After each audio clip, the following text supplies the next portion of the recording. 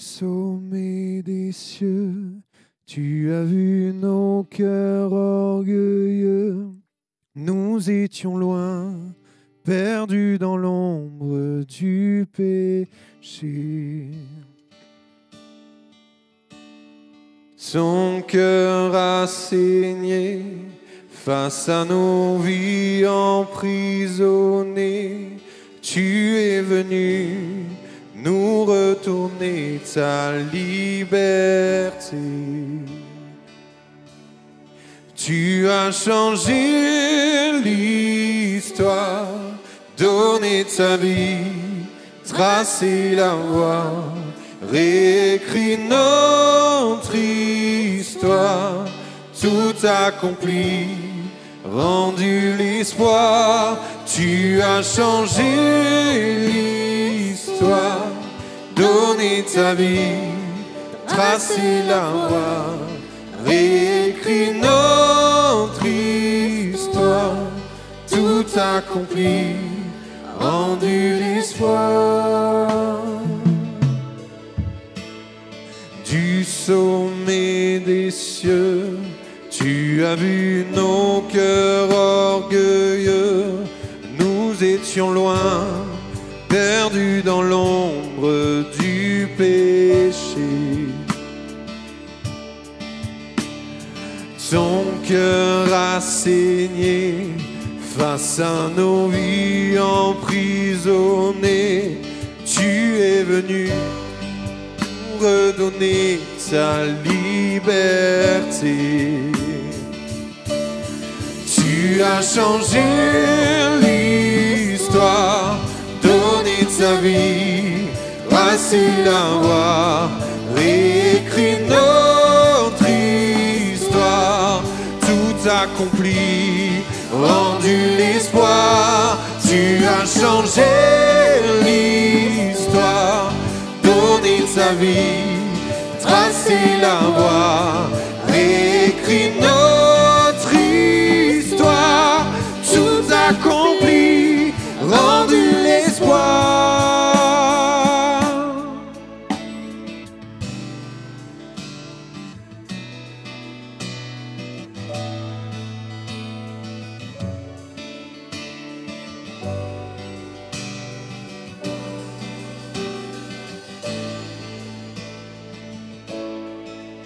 Ton amour parfait a tout renversé, remporté, la mort ne pouvait gagner. Ton amour parfait a tout supporté, surpassé, rien ne pouvait t'arrêter.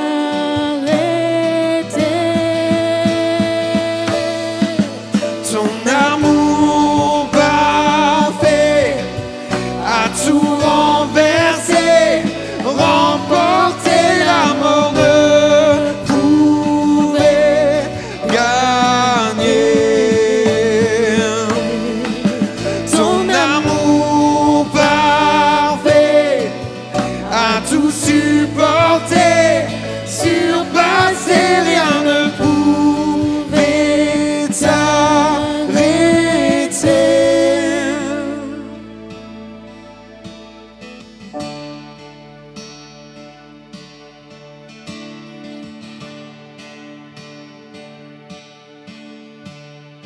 Là-haut dans les cieux, ton nom est couronné de gloire.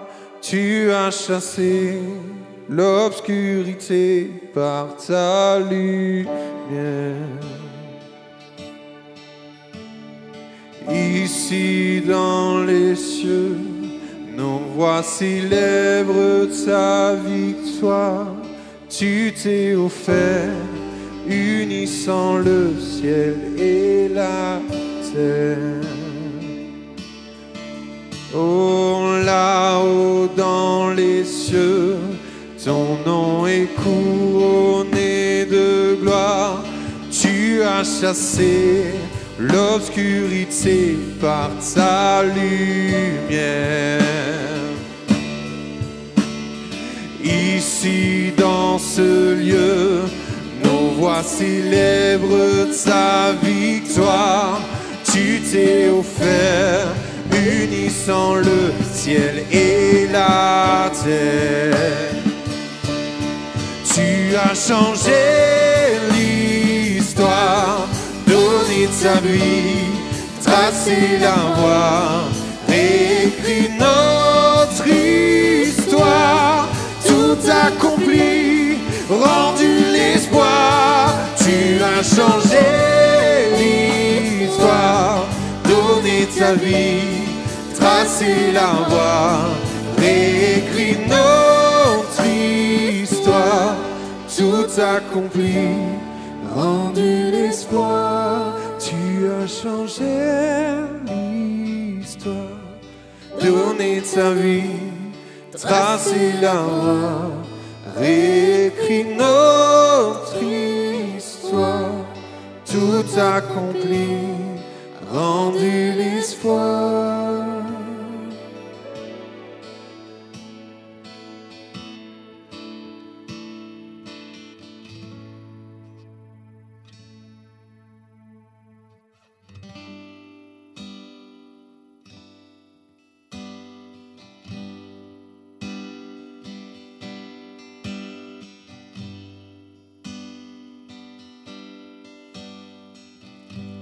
Tu étais là dès la création, au Fils unique du Dieu très haut. Les mystères de sa gloire révélés en toi, Christ notre Seigneur. Oh, ce nom est si merveilleux, oh, ce nom est si merveilleux, le nom de Jésus Christ mon roi. Oh, ce nom est si merveilleux, sa beauté sans pareil. Oh, ce nom est si merveilleux, oh, le nom de Jésus.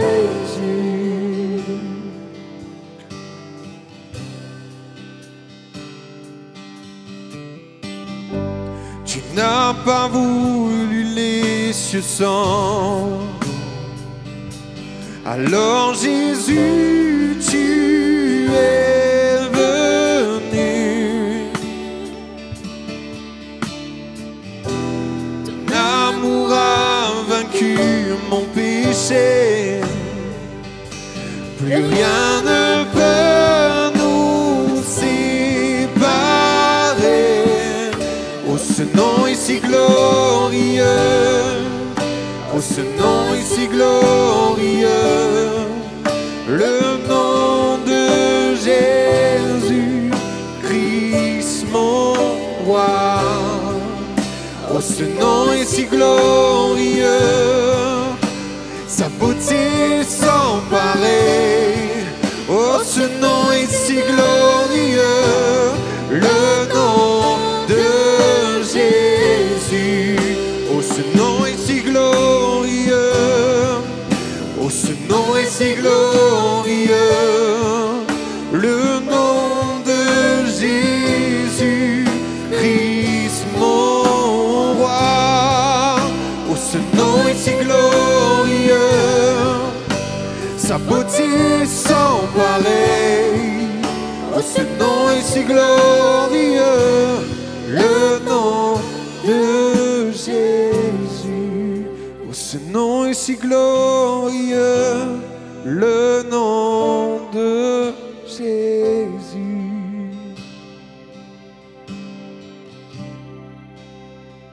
La terre a tremblé, le voile s'est déchiré, désormant la mort et le péché. Les cieux chantent ta gloire, l'écho de ta victoire. car tu es le roi ressuscité.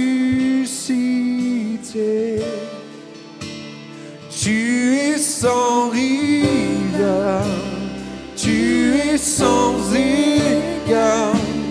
Dieu, tu triomphes à tout jamais. À toi soit le règne, à toi soit la gloire. Ton nom surpasse tout autre nom. La terre a tremblé, le ciel déchiré, désarmant la mort et le péché. Les cieux chantent ta gloire, l'écho de ta victoire, car tu es le roi ressuscité. Tu es sans rivale, tu es sans égard. Dieu, tu triomphes à tout jamais. À toi soit le règne, à toi soit la gloire. Ton nom surpasse tout autre nom. Oh, ce nom est victorieux. Oh, ce nom est victorieux. Le nom De Jésus-Christ, mon roi. Oh, ce nom est victorieux. sa puissance est sans pareil. Oh, ce nom est victorieux. Le nom de Jésus. Oh, ce nom est victorieux. Oh, ce nom est victorieux. Le nom de Jésus-Christ, mon roi. Oh, ce nom est victorieux. Sa puissance est sans pareil. Oh, ce nom est victorieux. Le nom de Jésus. Oh, ce nom est victorieux. Le nom de Jésus. Oh, ce nom est victorieux. Le nom de Jésus.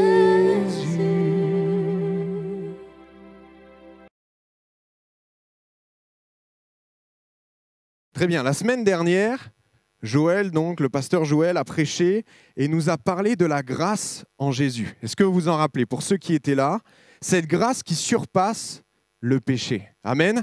Afin que nous puissions, nous, hommes pécheurs, hommes qui ne méritent rien, séparés de Dieu, être réunis avec lui. Dans Romains 5, au verset 20, comme je vous ai demandé d'ouvrir votre Bible, il est écrit « Mais là où le péché a abondé, la grâce a surabondé. » Amen. Si tu peux avoir l'espérance de vivre éternellement avec Dieu ce matin, c'est parce que Jésus est venu, qu'il s'est sacrifié afin que la grâce surabonde. Peu importe le péché qui a abondé dans ta vie, la grâce a surabondé. Comme le préfixe « sur » nous l'enseigne, eh bien, Dieu ajoute la grâce nécessaire pour couvrir ton péché et mon péché. Amen. Peu importe le niveau de péché, lorsque tu viens à Dieu, que tu demandes pardon, la grâce recouvre. Et si ce matin, peut-être, tu te sens indigne, tu te sens faible, ben j'aimerais t'encourager à venir au pied de Jésus, à demander pardon, à te repentir, et rassure-toi d'une chose, la grâce de Dieu va couvrir. Dieu qui est fidèle ajoutera. Cependant, c'est comme le mais, il est toujours là quelque part, mais cependant, il y a une chose qu'il faut préciser, c'est que la grâce n'est pas accessible à tous. La Bible nous dit qu'elle est réservée à ceux qui ont la foi. À ceux qui ont la foi. C'est pour cela que la foi et la grâce sont inséparables. La Bible dans Éphésiens 2,8 nous dit « Car c'est par la grâce que vous êtes sauvés, par le moyen de la foi. S'il n'y a pas la foi, il n'y a pas de grâce. La foi est le moyen par lequel nous pouvons être touchés par la grâce. Naturellement, nous sommes, je dirais, atteints par le péché. C'est notre nature, c'est comme cela. Mais par la foi, nous pouvons être touchés par la grâce. Sans elle, sans la grâce, Dieu reste inaccessible, comme la grâce reste inaccessible. Mais grâce à la foi, nous pouvons atteindre Dieu. Dans Hébreux 11, 6, il est dit « Or, sans la foi, il est impossible de lui être agréable, car il faut que celui qui s'approche de Dieu croit que Dieu existe et qu'il est le rémunérateur de ceux qui le cherchent. » Amen. C'est seulement après que nous ayons confessé nos péchés et cru que la séparation entre Dieu et nous peut être gommée, peut être ôtée, et que la grâce vient couvrir nos fautes. Pour être pleinement complet ce matin, je dois dire que la foi, certes, est nécessaire, mais l'obéissance à la volonté de Dieu l'est aussi. L'apôtre Jacques va comme équilibrer les propos de Paul et dire que la foi est nécessaire. C'est par la foi que l'on arrive au salut, mais sans les œuvres, la foi est inutile. C'est dans chapitre 2 au verset 20, Jacques, « La foi sans les œuvres est vide de sens, et sans l'œuvre de la sanctification, ou sans même l'obéissance, la foi ne vaut rien, à l'instar du chrétien qui se dit croyant, mais non pratiquant. » Ce n'est pas compatible. Jésus va rajouter sur cela en disant, dans Jean 14, 23, « Si quelqu'un m'aime, il gardera ma parole. Et mon Père l'aimera, nous viendrons à lui, et nous ferons notre demeure chez lui. Celui qui ne m'aime pas ne garde pas mes commandements. C'est lui qui ne m'aime pas ne garde point mes paroles. » Maintenant que nous avons fait une sorte de remise à niveau sur la foi, sur la grâce, sur tout ce que vous voulez, sur le salut, eh bien, j'aimerais vous parler de la foi qui mène à une vie épanouie dans le Seigneur. Alors, vous me direz peut-être que le sacrifice de Christ est nécessaire. Et je dirais que oui, c'est vrai, c'est la porte d'entrée à une vie épanouie avec le Seigneur. Sans cela, c'est impossible d'y prétendre, mais ça ne suffit pas. Simplement parce que croire en Jésus, croire qu'il a vécu sur terre il y a 2000 ans, c'est une chose, mais croire qu'il vit en nous, c'en est une autre. C'est bien différent. Croire que Jésus agit dans la vie de milliers de personnes il y a 2000 ans, c'est une chose. Croire qu'il a guéri les malades alors qu'il était sur terre, qu'il a fortifié le faible, relevé l'accablé, réintégré le rejeté, c'est une chose. Mais croire qu'il peut le faire aujourd'hui encore dans chacune de nos vies, c'en est une autre. Croire que Dieu a envoyé le Saint-Esprit et les dons il y a 2000 ans, c'est une chose. Mais croire qu'il le fait encore aujourd'hui avec chacun d'entre nous et avec son Église, c'en est une autre. Et croire enfin que les prophéties de l'Ancien Testament se sont réalisées, c'est une chose. Mais croire que Dieu a des promesses pour chacun d'entre nous et qu'il va les accomplir, c'en est une autre. Croire dans ce qui est arrivé, dans ce qui arrive et dans ce qui arrivera nécessite une dose de foi différente. Et je dirais même plus ou moins grande. Selon où je me trouve et selon la dose de foi que j'ai, la confiance en Dieu, on peut résumer la foi en fait en une confiance, une ferme assurance en Dieu, eh bien, je vais vivre ma vie de manière différente. Je pense que vous serez d'accord avec moi pour dire que dans l'épreuve, celui qui fait confiance à Dieu vit bien mieux l'épreuve, l'affliction, tout ce que vous voulez, que celui qui ne le fait pas. Parce que nous avons une assurance, c'est que Dieu est fidèle et que l'épreuve a une fin. Mais comment vivre si nous n'avons pas cette espérance? Dire « j'ai la foi en tout temps, en toutes circonstances », c'est facile. Dire, parler, c'est facile. Hein, c'est facile, mais lorsqu'il faut le mettre en pratique, eh bien, très souvent, peut-être à 99,9% des cas, eh bien, ça se révèle être faux. Personne n'a une foi 100% active. Bien parce que nous sommes dans ce corps, nous sommes pécheurs. Et tout nous tire loin de Dieu. Tout nous pousse à douter, tout nous pousse à ne pas croire. Le monde aussi qui nous entoure nous pousse à ne pas croire. Donc dire « j'ai une foi 100% fiable », eh bien, manifestez-vous. C'est le moment. Penser cela prouve, je pense, notre méconnaissance de nous-mêmes et une certaine méconnaissance ou désillusion, illusion plutôt, sur la nature humaine.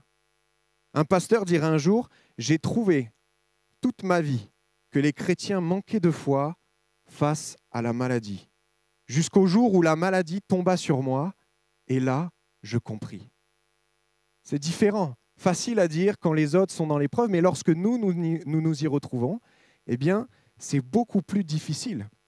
Dire que j'ai la foi quand tout va bien, ben c'est facile. Mais c'est lorsque l'épreuve est là que la foi se prouve, qu'elle est agissante. Sinon, ça ne reste qu'une parole au milieu de bien d'autres paroles.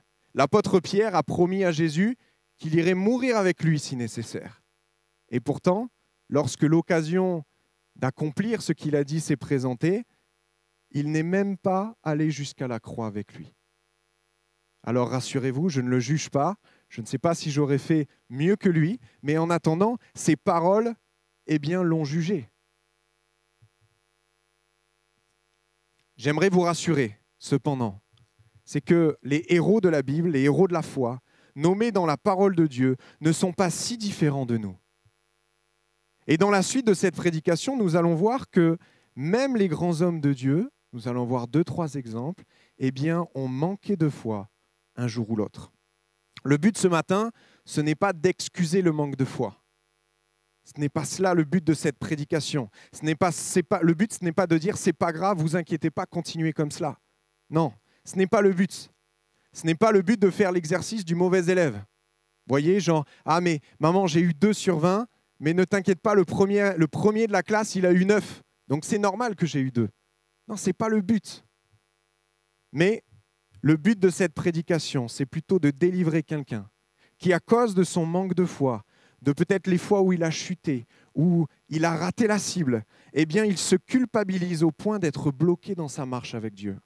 L'œuvre du Saint-Esprit, c'est de mettre le doigt sur ce qui ne va pas et puis de simplement nous pousser à régler la situation pour que nous soyons plus proches de Dieu. Mais par contre, l'œuvre du diable, c'est de mettre le doigt sur une faiblesse pour nous décourager et nous faire abandonner la course. Et ce n'est pas le but. Ce n'est pas le but. Le but de la prédication ce matin, c'est de nous encourager à relever la tête si besoin et à repartir avec Dieu. Alors j'aimerais qu'on puisse ouvrir la Bible encore une fois ensemble dans Hébreux au chapitre 11 et au verset 8. Hébreux 11, 8.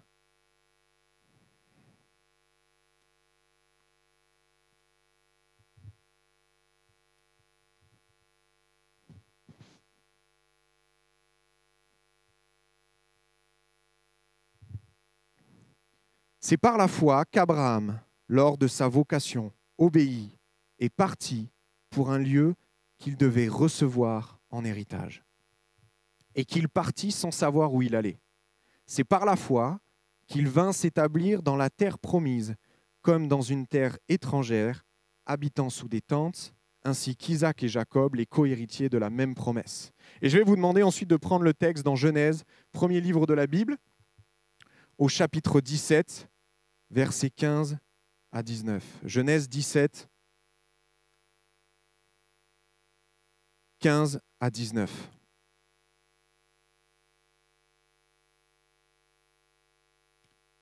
« 17, 15 à 19. Dieu dit à Abraham, « Tu ne donneras plus à Saraï ta femme le nom de Saraï, mais son nom sera Sarah. Je la bénirai et je te donnerai d'elle un fils. Je la bénirai et elle deviendra des nations. Des rois des peuples sortiront d'elle. » Abraham tomba sur sa face, il rit et dit en son cœur, « Naîtrait-il un fils à un homme de 100 ans, et Sarah, âgée de 90 ans, enfanterait-elle » Et Abraham dit à Dieu, « Oh, qu'Ismaël vive devant ta face. » Dieu dit, « Certainement, Sarah, ta femme, t'enfantera un fils, et tu l'appelleras du nom d'Isaac. J'établirai mon alliance avec lui comme une alliance perpétuelle pour sa postérité après lui. » Amen. On vient de lire 2 textes sur Abraham. Abraham, qui, je vous le rappelle, est considéré comme le père de la foi. Ce n'est pas rien comme titre. Le père de la foi. Et pourtant, on a l'impression de ne pas avoir la même personne. 2 attitudes différentes pour un seul homme. Dans la première attitude, dans Hébreu, eh bien, on parle d'un Abraham plein de foi qui va recevoir l'appel de Dieu. Dieu va lui dire, quitte ta ville, quitte tout, pars et je te donnerai un pays. Je te donnerai une descendance. Je te bénirai plus que n'importe qui. Et Abraham va être cet homme de foi qui, ne sachant même pas où il devait aller, va partir, va quitter sa ville. Et puis Abraham va, par cette obéissance, quitter son confort, sa sécurité. Il va tout quitter. Il va quitter une ville aussi en plein développement. Sa ville natale, Ur en Chaldée, était une ville à l'époque qui était au summum de la technologie. On a retrouvé dans les décombres de cette ville un système d'évacuation d'eau. Pour l'époque, c'est incroyable. Alors pour nous, ça nous semble logique, normal, mais à l'époque, c'est incroyable. Et puis cette ville, il y avait quand même de la sécurité. Parce que vous savez, à l'époque, c'était difficile de voyager. Déjà parce que ça prenait du temps, mais en plus de cela, parce que c'était dangereux. Les brigands, tout ce que vous voulez, pouvaient attaquer pour prendre ce qui nous appartenait. Et en obéissant à Dieu, Abraham déclare simplement que le plan de Dieu pour sa vie est meilleur que le meilleur des plans qu'il peut penser ou confectionner. Dieu est capable de me protéger. Deuxième point, Dieu est capable de me protéger plus que la ville où je suis, mes voisins ou tout ce que vous voulez, l'armée présente dans la ville. Dieu est capable de me protéger. Dieu peut prendre soin de ma famille. D'ailleurs, il m'a promis de simplement me donner une descendance. Il a promis de faire perdurer mon nom de génération en génération. Et puis, il déclare aussi que Dieu est fidèle pour accomplir son plan. On a un Abraham qui, effectivement, mérite son titre de père de la foi. Cependant, 24 ans passent et je dirais rien ne se passe. Abraham est toujours nomade, il n'a toujours pas de pays, il habite sous des tentes, il n'a pas de fils. Le seul fils qu'il a, c'est Ismaël, qui est au final un moyen, il s'est un petit peu arrangé pour accomplir la promesse comme il le voulait. Mais Dieu n'a pas répondu, en tout cas pour l'instant. Et puis on retrouve au final le Abraham du deuxième texte, un Abraham qui ne ressemble à rien ou en rien au Abraham du premier texte que l'on a lu. On le sent désillusionné, dépité, accablé, faible. On ne le reconnaît quasiment plus. 24 ans sont passés et c'est à ce moment précis que Dieu décide d'apparaître encore une fois à Abraham. Dieu va renouveler sa promesse envers lui. Je te donnerai un fils. Par Sarah, je te donnerai un fils. Et là, Abraham, alors que le Dieu qui a créé la terre et les cieux, qui a créé tout ce qui l'entoure, qui l'a créé même lui-même, lui dit, je te donnerai un fils, qu'est-ce qu'il fait ? Il rigole. Alors, je ne sais pas si c'est un rire de moquerie, je ne sais pas si c'est un rire, vous savez, un rire nerveux, mais en tout cas, Abraham n'est pas en train de trouver les mots de Dieu drôles. Abraham est simplement en pleine crise de foi. Il n'y croit plus. Il rigole. Et il va même essayer de rappeler la base de l'anatomie à Dieu. Hey Dieu, j'ai 100 ans. Sarah en a 90. Est-ce que tu te rappelles comment tu nous as fait ? À 100 ans et 90 ans, ça peut être compliqué d'enfanter. Est-ce que tu te rappelles, Dieu ? Ce n'est plus possible. Et il va même jusqu'à faciliter la chose à Dieu. Vous voyez, il va trouver une issue de secours à Dieu. Quelque part, comme vous voyez, quand on est un petit peu mal à l'aise parce qu'on voit que la personne d'en face est en train de s'enfoncer et qu'on va comme lui lancer une bouée de sauvetage en disant « j'ai une solution pour que tu puisses amortir ta chute ». Vous voyez ? C'est Dieu, tu n'arrives pas à accomplir la promesse, mais ne t'inquiète pas, il y a Ismaël là. Et il va dire à Dieu qu'Ismaël vive devant ta face. Dans d'autres mots, on pourrait dire Dieu, fais que simplement Ismaël soit héritier de la promesse. Arrête de me promettre quelque chose qui ne peut pas arriver ou qui ne peut plus arriver. C'est trop tard, tu as un train de retard, Dieu. Mais simplement, transfère la promesse sur la vie d'Ismaël. La foi laisse place à la désillusion. Et le père de la foi ne croit plus aux promesses de Dieu. Alors il croit toujours en Dieu, on est bien d'accord. De toute façon, il est face à lui, devant lui, donc comment ne pas y croire? Mais il a perdu la foi dans la puissance de Dieu, dans la toute-puissance de Dieu. Et peut-être que ce matin, tu es semblable à Abraham. Tu crois toujours en Dieu, tu crois que Dieu existe, mais peut-être que tu ne crois plus aux guérisons, peut-être que tu ne crois plus aux dons, peut-être que tu ne crois plus que Dieu est tout-puissant et qu'il a tout entre ses mains. Quand est-ce la dernière fois que tu as prié, ne serait-ce que pour que Dieu règle un problème, un souci, une situation? Quand est-ce? Ta foi se limite désormais au sacrifice de Jésus. Et si tu es là ce matin, ce n'est pas parce que tu penses que Dieu peut te parler. Ce n'est pas pour cela. Tu as déjà bien oublié cette chose-là, cet inconnu dans l'équation. Tu es juste là parce que tu as pris l'habitude. Parce que tu as été éduqué, ça fait des années que tu viens à l'église. Et on va dire que la discipline, ta propre discipline, te fait venir dimanche après dimanche. C'est le temps où on doit être là. Mais derrière, en tout cas dans ton corps, dans ton cœur, la foi est morte. J'aimerais te rappeler juste ce matin que Dieu déjà peut te parler. Et il est en train de le faire. Alors ouvre ton cœur. Simplement ouvre ton cœur et reçois cette parole de Dieu. Dieu est capable. Dieu peut le faire. Dieu n'a pas oublié les promesses sur ta vie. Dieu ne t'a pas oublié, peu importe dans quelle galère peut-être que tu es, dans quelle difficulté. Dieu ne t'a pas oublié. Il a le regard sur toi et il va s'occuper de toi. Habacuc 2, 3 dit, c'est une prophétie dont le temps est déjà fixé. Elle marche vers son terme et il est dit, elle ne mentira pas. Parce que la prophétie, quand Dieu dit quelque chose, quand il donne une parole prophétique, eh bien, elle s'accomplit. Dieu n'est pas un homme pour mentir. Et il nous dit que si elle tarde, eh bien, attends-la. Car elle s'accomplira et elle s'accomplira certainement. Abraham n'a pas cru. Pourtant, 1 an plus tard, Sarah tombe enceinte. Souvent, on dit que Sarah a manqué de foi parce qu'elle a rigolé. Mais Abraham a rigolé 1 an avant. On a tendance à l'oublier. Elle n'était pas seule dans ce manque de foi. Mais Sarah est tombée enceinte et a enfanté Isaac. Isaac veut dire « il rit ». C'est-à-dire qu'à chaque fois qu'Abraham a appelé son fils, eh bien, c'était un moyen de se souvenir qu'un jour, il a manqué de foi et qu'il a eu tort. Parce que la promesse est là. Parce que l'enfant est là. Chaque fois qu'il devait appeler son fils, il se rappelait qu'il doit garder la foi en Dieu. Et puis, nous le voyons dans la suite du texte, dans Hébreux 11, 17, que Abraham a eu sa foi renouvelée, mais même multipliée. Au point que, eh bien, il est dit que lorsque Dieu va lui demander par la suite, ceux qui connaissent l'histoire, de sacrifier son fils, il ne va pas hésiter. Il a tant attendu, il a attendu 25 ans pour avoir cet enfant. 25 ans, ce n'est pas rien. Qui a 25 ans dans la salle? Qui a 25 ans? Personne?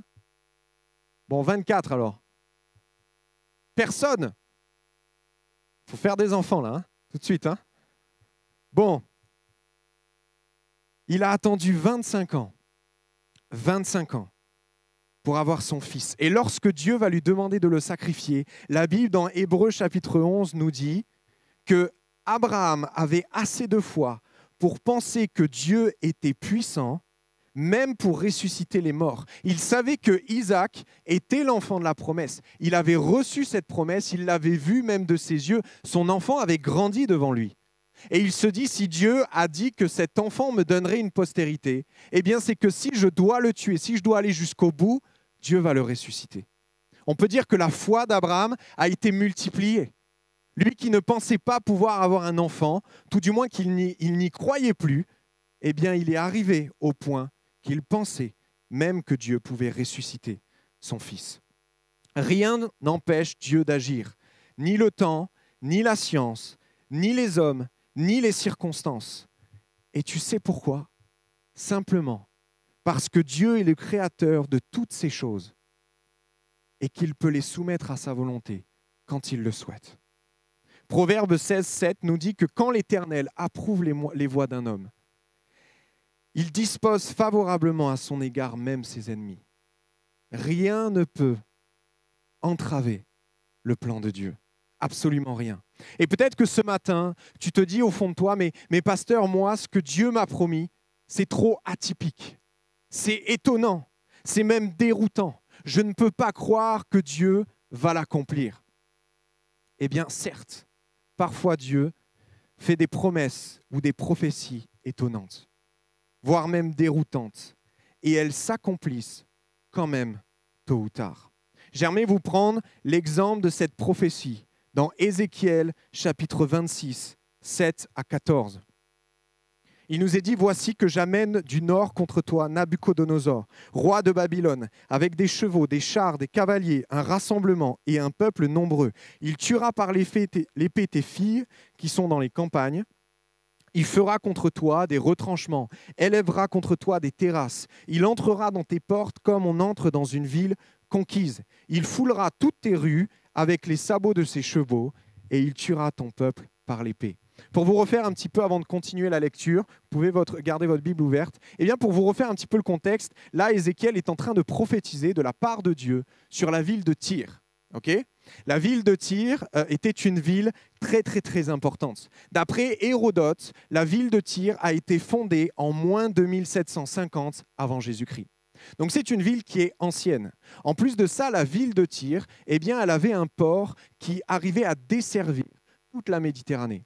Il y avait beaucoup de commerce, beaucoup de marchands, beaucoup de richesses dans cette ville. D'ailleurs, la ville de Tyr a été à l'initiative de la fondation, de la création de la ville de Carthage. Donc une ville qui était aussi très connue dans l'histoire et très importante. La prophétie d'Ézéchiel, celle que l'on est en train de lire, elle a été donnée, écrite en 590 avant Jésus-Christ. D'accord ? 590 avant Jésus-Christ. Et en son temps, Babylone était en guerre contre l'Égypte. Ok ? Babylone, c'est en haut, l'Égypte, c'est en bas. Au milieu, il y a Tyr. Donc effectivement, lorsque Ézéchiel donne cette prophétie, il était plausible que Babylone envahisse Tyr. Jusque-là, on peut dire que c'est une prophétie, mais c'est assez facile, quoi. C'est comme si je vous dis, bon, demain, vous allez manger des pâtes. C'est la chose qui est quasiment le plus mangée en France. J'ai une chance, ou peut-être vous allez manger dans la semaine des pâtes, c'est encore plus simple. Je me doute que ça va être le cas. Vous voyez ? Là, Ézéchiel, c'était le cas. On peut imaginer qu'une ville qui est au milieu d'un conflit, généralement, elle finit annexée. Mais c'est la deuxième partie de la prophétie que l'on n'a pas encore lue qui est étonnante. Je vous lis le reste. On prendra tes richesses, on pillera tes richesses, on pillera tes marchandises comme un butin, on abattra tes murailles. Écoutez bien, on renversera tes maisons de plaisance et on jettera au milieu des eaux tes pierres. Ça, c'est important. Au milieu des eaux, tes pierres, ton bois et ta poussière, je ferai de toi un rocher nu, tu seras un lieu où on étend les filets, tu ne seras plus rebâti, car c'est moi l'Éternel qui ai parlé. Là, c'est beaucoup plus étonnant. Déjà, la forme du texte change. C'est-à-dire qu'au début, vous l'avez vu, on parle de Nabuchodonosor. Nabuchodonosor, effectivement, a annexé la ville de Tyr. Est-ce que tu peux mettre l'image, s'il te plaît, la première ? A annexé la ville de Tyr. Voilà. A annexé la ville de Tyr. Il a mis quand même 13 ans pour l'avoir. D'accord ? C'est énorme. La ville de Tyr, c'est Old Tyr. OK ? Donc là, c'est à Nabuchodonosor. Sauf que Nabuchodonosor n'a pas réussi à prendre l'île de Tyr, qui est juste en face, à 800 mètres du continent, on peut dire, de l'ancienne ville de Tyr. Ça fait un petit peu La Rochelle, l'île de Ré. Hein, c'est un peu plus long, l'île de Ré, c'est à peu près 2 ou 3 kilomètres, je crois. Et là, ça fait à peu près 1 kilomètre. Mais c'est un petit peu la même chose. Mais il n'a pas réussi à prendre l'île de Tyr, simplement parce que, eh bien, il y avait des bateaux. C'était un port très important, comme je vous l'ai dit. Donc, il y avait des bateaux de guerre. Et Nabuchodonosor avait beau envoyer des bateaux, les Tyriens de l'île, qui fait à peu près, à l'époque, faisait 6 km de long, eh bien, on dirait la Corse un peu aussi, hein, non ? Vous ne trouvez pas ?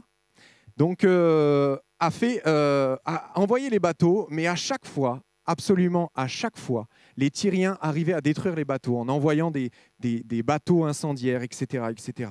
Donc Nabuchodonosor n'a pas réussi à prendre l'île de Tyr. Donc là, on peut se dire, la prophétie est ratée. Sauf que la deuxième partie que l'on a lue, ça change au niveau du texte dans l'original. Ce qui fait qu'il n'est plus réellement parlé de Nabuchodonosor, mais il est juste dit que quelqu'un, on prendra tes richesses, on pillera tes richesses, on pillera tes marchandises. Il n'est plus parlé de Nabuchodonosor. Quand vous lisez le début du texte, il est dit « il foulera, il fera ceci, il fera cela ». Et là, ça change. D'accord ? 2 siècles et demi après, tu peux laisser l'image, il n'y a pas de souci. 2 siècles et demi après que Nabuchodonosor ait pris la ville, Babylone va tomber. Les Perses vont annexer Tyr et tout le royaume de Babylone. Et suite à cela, les Grecs vont vaincre les Perses et annexer tout le royaume des Perses, dont la ville de Tyr. C'est bon ? Les Grecs, Alexandre le Grand, connaissez, c'est connu. Alexandre le Grand comprend que s'il veut étendre son empire, il ne peut absolument pas faire comme Nabuchodonosor avant, c'est-à-dire laisser les Tyriens, ou tout du moins les habitants qui restaient sur cette île, tranquilles. Il ne peut pas le faire. Il se dit, je dois m'occuper de cette île avant de continuer ma conquête. Alors, qu'est-ce qu'il va faire ? Eh bien, il va simplement accomplir la fin de la prophétie. Alexandre va avoir une idée complètement folle, que Dieu a eue bien avant lui. Mais il va avoir une idée complètement folle. C'est qu'il va prendre l'ancienne Tyr, que vous voyez à droite, il va la détruire complètement. Vous êtes d'accord que dans une guerre, détruire une ville pierre par pierre, ça ne sert strictement à rien. C'est complètement idiot de faire ça parce que le but, c'est de garder les richesses déjà construites pour pouvoir les utiliser pour soi. Mais il va détruire toute la ville. Pas un seul bâtiment ne va rester. Et il va dire à tous ces hommes de jeter la ville dans l'eau pour construire une digue que vous voyez là, Alexander Dam, et donc une digue de 800 mètres jusqu'à l'île de Tyr. Diodore de Sicile précise que la digue faisait 60 mètres de large. Imaginez tous les cailloux, toute la poussière, tout le sable, tous les gravats. Là, je suis en train de détruire à la maison tous les murs et les plafonds de ma maison que je viens de prendre pour tout refaire à l'intérieur. Et rien que d'amener le peu de gravats que j'avais à la déchetterie, ça m'a pris vraiment beaucoup de temps. Je n'imagine même pas de détruire une ville entière et de jeter tout cela dans la mer. Je crois que Monaco l'a fait. Il n'a pas détruit sa ville, mais ils ont étendu leur ville sur la mer. Mais imaginez avec les moyens d'aujourd'hui. Avant, il fallait porter les pierres limite à la main. C'était compliqué, ou dans un char, c'était compliqué. Ils ont mis 7 mois pour faire cela. Et finalement, la prophétie de Ézéchiel que Dieu lui avait donnée s'est accomplie 258 ans après qu'elle ait été écrite. La prophétie, je dirais même bizarre d'Ézéchiel. Personne ne pensait qu'une ville serait détruite pierre par pierre et qu'elle serait jetée dans la mer. Mais pourtant, ça s'est réalisé. Et que nous dit finalement cette prophétie ? Déjà, c'est que la Bible est vraie. La Bible est vraie, elle est inspirée par Dieu. Personne ne peut inventer cela, personne ne peut l'imaginer. Et pourtant, ça s'est passé. Mais la deuxième chose, pour revenir à mon point de tout à l'heure, c'est que peu importe si ça te semble étonnant, peu importe si les promesses de Dieu sur ta vie sont étonnantes, Dieu est un Dieu étonnant. Ce n'est pas la première fois qu'il serait étonnant, qu'il serait même déroutant. Dieu aime être déroutant, parce que c'est lorsqu'il arrive à nous surprendre qu'alors, on réalise combien il est grand et combien il est puissant. Alors fais confiance à Dieu, remets-lui ta foi, Fais confiance à Dieu, comme Abraham a dû apprendre à refaire confiance à Dieu. Alors peut-être que ta crise de foi à toi, c'est pas comme Abraham. Peut-être que c'est pas suite au temps qui passe et qui grignote petit à petit celle-ci, mais que c'est plutôt une fois oui, une fois non. Sans jeu de mots, mais une fois ta foi c'est oui, une fois c'est non. Un jour, tu te lèves et tu as une foi capable de déplacer les montagnes. Et puis le lendemain, ta foi n'est même pas capable de déplacer un petit caillou. Ça monte, ça descend, ça monte, ça descend. Le problème, c'est que tu es plus souvent dans la descente que tu es dans la montée. Des fois, mon ancien pasteur aimait bien dire cela et il disait que très souvent, nous les chrétiens, on est Pentecôte, Pentecôte, Pentecôte. On monte, on descend, on monte, on descend, tout le temps, tout le temps. Eh bien, sachez que dans la Bible, il y a, on peut dire, un héros de la foi qui était aussi un petit peu comme cela. Et ce héros, vous le connaissez, c'est le roi David. Ce n'est pas n'importe qui. Ce n'est pas le petite personne citée. Bon, déjà, d'être cité juste en une ligne, c'est sympa dans la Bible. Mais en plus de cela, là, il y a carrément des livres entiers sur lui. Et pourtant, il avait, si je peux dire, cette sorte de bipolarité spirituelle. Dans le psaume 27 au verset 3, David parle et dit « L'Éternel est ma lumière et mon salut. De qui aurais-je peur? L'Éternel est mon soutien de ma vie. Qui devrais-je redouter? Quand des méchants s'avancent contre moi pour faire de moi leur proie, ce sont eux mes persécuteurs et mes ennemis qui trébuchent et qui tombent. Si une armée prend position contre moi, mon cœur n'éprouve aucune crainte. Si une guerre s'élève contre moi, je reste malgré cela plein de confiance. » Là, on peut être impressionné. Parce que je pense que aucun d'entre nous n'a vécu une guerre faite à son encontre. David, lui, l'a vécu et bien plus d'une fois. Et là, il dit que, mais peu importe s'il y a la guerre, je reste plein de confiance. On a un David qui, au final, est en haut de la pente ou en haut de la côte, comme vous voulez. Et puis après, on peut lire le psaume 55, ce n'est qu'un exemple, mais c'est plein de fois dans les psaumes, vous pourrez le lire, où il dit, au verset 3, « À cause de la voix de l'ennemi et de l'oppression du méchant, car ils font tomber sur moi le malheur et me poursuivent avec colère, mon cœur tremble au-dessus de moi, et les terreurs de la mort me surprennent. La crainte et l'épouvante m'assaillent, et le frisson m'enveloppe. » Le même cas, un ennemi qui l'attaque, de différentes manières peut-être, mais un ennemi qui l'attaque, la première fois tout va bien, je suis fort, je m'en fiche, fais ce que tu veux, il n'y a pas de problème. Et la deuxième fois, il nous dit qu'il est dans l'épouvante. On dirait qu'il a oublié. Là, il est au fond du gouffre. Il était en haut, il est en bas. Et c'est comme cela pendant tous les psaumes. Tous les psaumes. Mais David avait quelque chose pour lui. C'est que malgré cette instabilité, Dieu disait de lui qu'il était l'homme selon son cœur. L'homme selon le cœur de Dieu. Il a eu des victoires nombreuses, mais il a eu aussi de nombreuses défaites. Il a été consacré, mais il a été aussi meurtrier. Ce n'est pas rien. On voit que la vie de David est quand même assez compliquée. Ne serait-ce que la vie de famille de David. Regardez un petit peu la vie de famille de David. C'est un carnage. Mais ce qu'il avait pour lui, c'était l'honnêteté et l'humilité de reconnaître ses faiblesses. Après chaque doute, à chaque fois qu'il manquait de foi, après chaque remise en question, il savait aller chercher la force en Dieu. Il savait aller chercher le réconfort. Il savait aller chercher la direction.